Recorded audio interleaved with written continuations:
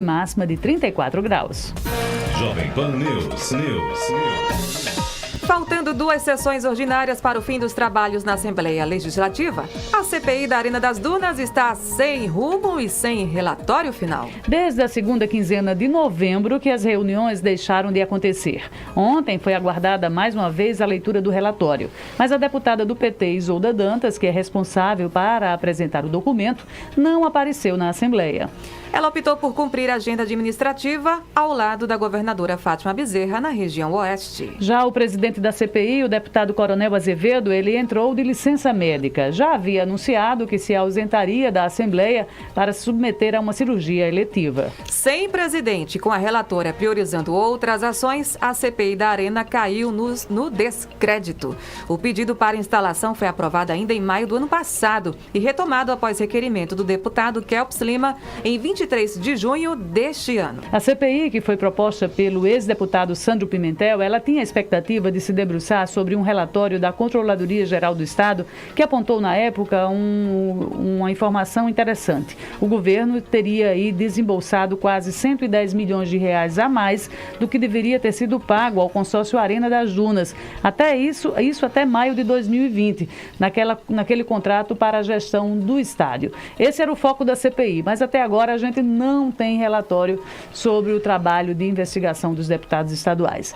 A CPI, meus caros ouvintes, vocês que estão com a gente no Jornal da Manhã, já era para ter entregue esse documento desde o final do mês de novembro, expectativa primeira semana de dezembro. Chegamos ao meio do mês, faltam agora 2 sessões para a Assembleia entrar em recesso e até agora a deputada Isolda Dantas, que é do PT, é a relatora da CPI, ela não apresentou o documento final. Antony disse muito bem, agora há pouco, em termos de time, a CPI atrasou geral. Ontem era aguardada a chegada da deputada para a leitura desse relatório. Olha, minha gente, a CPI está sem se reunir há pelo menos 3 sessões consecutivas. E a opinião pública precisa de uma resposta, porque houve todo um período de investigação, as pessoas saíram de casa para prestar seus depoimentos, atenderam a convocação dos deputados estaduais, foram lá, apresentaram os argumentos e esse documento tem que ser apresentado. Houve erros nesse contrato? É possível se revisar o contrato da Arena das Dunas com o governo do estado? Todas essas perguntas precisam de uma resposta e aí a deputada Isolda, como relatora dessa CPI, ela precisa prestar essas contas à opinião pública. A questão da CPI, ela parecia ter mais fôlego do que está se terminando nesse sentido, antes da leitura do relatório. Agora, eu acho que esse fôlego também é dado por quem comanda, né? Você, se numa orquestra quem controla é o maestro, nesse caso, tanto o presidente quanto a relatora poderiam ter colocado mais empenho, principalmente nessa reta final, porque se a investigação ela não tivesse tantos elementos, acho que justificaria essa postura no final, mas o que foi observado nas reuniões e tudo mais, foram elementos suficientes para a produção de um bom relatório que poderia ser utilizado, inclusive, politicamente por cada um dos lados. Como, por exemplo, o Kelps está fazendo na CPI da Covid, que é um trabalho que está sendo feito e me parece com muito fôlego, muito vigor, obviamente, no seu mandato legislativo, algo que poderia ser feito também pelo presidente e pela relatora. E a gente pode ver esses motivos, os motivos pelos quais as reuniões não estão acontecendo e dessa vez a entrega do relatório, mais uma reunião não aconteceu, no caso do Coronel Azevedo afastado para a realização dessa cirurgia eletiva, mas a relatora optando por acompanhar uma agenda da governadora no interior do estado. Foi entregar cimentos. Exatamente. Então, por que mais uma vez essa relatoria não é entregue, esse relatório, na verdade, não é entregue, e a gente teme por isso, né? Porque na questão de timing, novamente, quando é que vai ser entregue? A gente está se aproximando desse recesso legislativo e me parece que as coisas estão sendo deixadas para lá. E eu temo um pouco nesse sentido. Qual será o tempo para se divulgar esse relatório, que é muito importante também. Agora cabe também ao presidente da Casa, Ezequiel Ferreira, tomar as rédeas aí desse processo para que o Poder Legislativo como um todo não saia arranhado perante a opinião pública. Por quê? Porque, como o Antony disse, numa orquestra quem comanda é o maestro. E o deputado Coronel Azevedo, que é o maestro dessa CPI, é ele que preside, ele teve várias ausências. A gente acompanhou todo o processo de investigação dos membros da CPI, ele foi o que mais se ausentou das reuniões, inclusive adiou reuniões porque ele estava fora de Natal, cumprindo a agenda em Brasília. Ele também agendou essa cirurgia eletiva, claro que cada um tem o seu time na saúde, a gente não está questionando isso, mas coincidiu dele agendar a cirurgia no final da entrega de um documento tão importante, e aí a CPI perdeu realmente o rumo. Ontem eu perguntei a 3, 4 pessoas, vai ter reunião da CPI, um dizia vai, o outro dizia não vai, Isolda vem, Coronel Azevedo está de licença. Quer dizer, virou um samba de crioulo doido dentro da Assembleia Legislativa, sem a gente ter conhecimento do que vai ser apresentado no documento final. Tanto a oposição quanto o governo poderiam muito bem sair aí com um documento que pelo menos prestasse contas à opinião pública no sentido de quê? De renegociar o contrato com a Arena das Dunas. A CPI pensa em ouvir o controlador, ouvir representantes do consórcio Arena, se propôs a apresentar um documento paralelo para se rever o contrato da Arena das Dunas, que o próprio consórcio disse que está disposto a fazer isso, seria uma contribuição, e também apontar se pagou a mais, houve falhas, esse dinheiro vai ser devolvido, a gente vai encaminhar para o Ministério Público, enfim.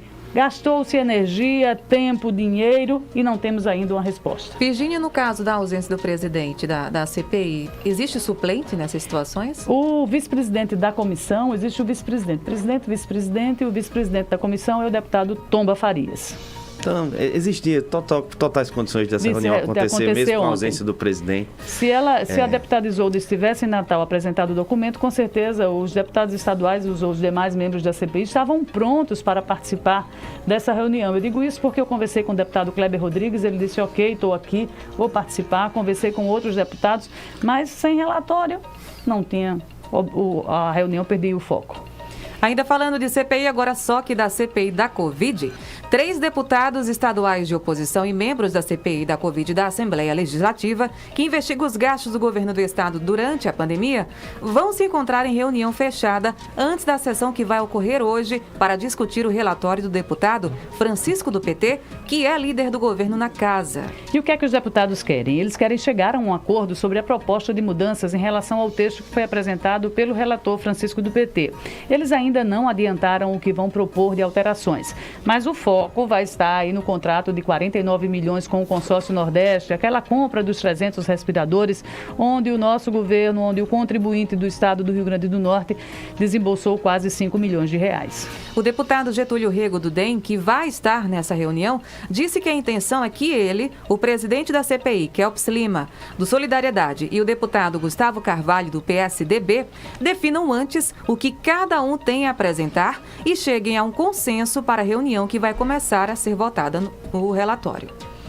O relatório foi divulgado na última semana, a proposta do relatório, na verdade, né, pelo deputado Francisco do PT, e as declarações que Kelps Lima deu relacionadas a esse relatório foi que teria sido um relatório decepcionante. Então, apesar deles não falarem diretamente que vão propor mudanças, imagino eu que isso é inevitável que aconteça, né? E o principal pleito é justamente isso, o indiciamento de alguém, e aí a proposta vai revelar quem seria essa pessoa, no caso, em relação ainda aos recursos destinados ao consórcio Nordeste. O relatório trazia, na verdade, que o consórcio Nordeste e o governo do estado seriam vítimas, de fato, do esquema de empresários. Esse é o principal desacordo do presidente com a relatoria, que é capitaneada, é feita pelo Francisco do PT. E cumpriu o seu dever de casa. Cumpriu o seu dever de casa. E aí é justamente o que eu ia falar. Em relação a trabalho, a CPI da Covid, ela mostrou a que veio. Eu acho que isso é um fato a ser visto. Tem muito mais empenho colocado na investigação feita por ele, e aí entendo um pouco mais o timing da pandemia, mas tem muito mais empenho do que foi feito, por exemplo, na CPI da Arena das Dunas. Até a forma como foi prestada esclarecimentos à sociedade, as reuniões foram mais vistas, o conjunto da obra me parece ter funcionado bem melhor do que a CPI da Arena. Pois é, vamos aguardar essa reunião. Hoje o nosso convidado também para o jornal, tínhamos agendado uma conversa com o deputado estadual Gustavo Carvalho, que é membro dessa CPI, da bancada de oposição, mas hoje bem cedo ele fez um contato com a gente pedindo para adiar em virtude dessa reunião, que eles não querem antecipar ainda pontos dessa discussão para sair um documento coeso com o que pensam os 3 deputados que fazem parte da CPI em relação ao relatório do deputado Francisco do PT. Reunião está marcada para hoje, em paralelo, deve acontecer durante a manhã em paralelo com toda a agenda legislativa. Hoje é quarta-feira, temos votações na Assembleia e aí vamos ver quem será e as sugestões de quem poderá ser indiciado. Surge a expectativa de que o governador da Bahia e o prefeito de Araraquara, que eles possam ser ser incluídos aí na solicitação de indiciamento por parte dos deputados de oposição. Isso não está confirmado, mas é uma expectativa diante de tudo que vem sendo comentado e do que foi apurado pela CPI da Covid. E ambos não vieram ao Rio Grande do Norte, foram convocados, mas conseguiram decisões judiciais que os fizeram não comparecer para prestar depoimentos aqui na CPI da Covid no estado do Rio Grande do Norte. Agora, Virgínia e Antony, vocês acham que ninguém aqui do estado vai ser indiciado? Por exemplo, o secretário, né, que ele deixou bem claro que não assinou. Você acha que daqui do Rio Grande do Norte não vai ter nenhuma Acho que tudo é uma possibilidade nesse caso. E o desejo é que haja uma responsabilização não só de empresários, o desejo é do presidente Kelps Lima, pelo menos nas entrevistas que ele deu após a leitura dessa proposta de relatório do Francisco do PT. O principal desacordo é esse. Vamos ver como é que vai ser a postura desse grupo formado de oposição, porque em uma só voz dos 3 deputados que compõem a comissão, eu acho que ganha mais força essa proposta, inclusive para ser aprovada. CPI, então, da CPI da Covid, com reunião marcada para hoje e a apresentação do relatório possivelmente amanhã. 8h19. Repita. 8h19. Vamos falar ainda da eleição relâmpago na Câmara Municipal do Natal. O requerimento assinado por 18 vereadores marca para esta quarta-feira, às 5 da tarde, uma sessão especial para a eleição da mesa diretora para a legislatura de 2021 a 2024. Pela ausência da oposição, que não assinou o requerimento, pode-se deduzir ainda que o atual presidente Paulinho Freire vai ter a maioria de votos para continuar comandando o Legislativo Municipal. Outro jogo nos bastidores é a presidência das comissões, que geralmente é feita antes ou em conjunto com a eleição da mesa. Pois é, essa informação está hoje abrindo a coluna da jornalista Rosalia Arruda Câmara, que todos os dias no jornal Tribuna do Norte, ela dá essa exclusiva aí, essa eleição marcada para hoje à tarde para a recondução de Paulinho Freire à presidência da Câmara por mais um biênio. Legislatura que vai de 23, na verdade de 23 e 24, são mais 2 anos aí à frente da presidência da Casa. A Câmara está antecipando mais uma vez essas eleições. O regimento da Casa permite que isso aconteça. E aí os vereadores se antecipam, geralmente os presidentes, quem está no cargo e quer se reeleger, articula isso bem antes, né? Já virou até uma espécie de tradição. Há muitos questionamentos porque o mandato de Paulinho Freire não termina agora, ele tem mais todo o ano de 2022 à frente da presidência da Câmara, mas antecipar isso acaba sendo uma estratégia política para garantir aí a eleição dele, a permanência do cargo por mais 2 anos. Resta saber se teremos alguns questionamentos jurídicos, porque o Supremo Tribunal Federal, Antony Medeiros, já decidiu que os presidentes das casas não podem renovar mandatos consecutivos. Mas isso aí pode ser o problema nesse caso. Agora o Paulinho tem uma articulação, pelo menos me parece muito razoável, vendo o lado dele, no caso, né? Não vai esperar o andamento da situação, vai que existe alguma mudança de posicionamento de parlamentar dentro da casa e ele perca esse apoio. Difícil, muito difícil. A gente nunca sabe, Virgínia. Nunca sabe, mas quando se trata de presidência de casa legislativa é difícil perder o comando. E daqui para 2022, então ele já faz uma antecipação.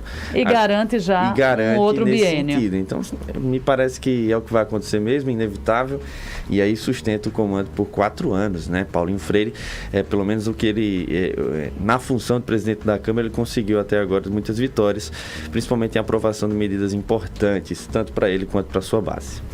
Vamos aguardar a eleição 5 da tarde, votação 5 da tarde, sessão extraordinária, sessão especial na Câmara Municipal de Natal. 8h22. Repita. 8h22 e o Jornal da Manhã recebe hoje os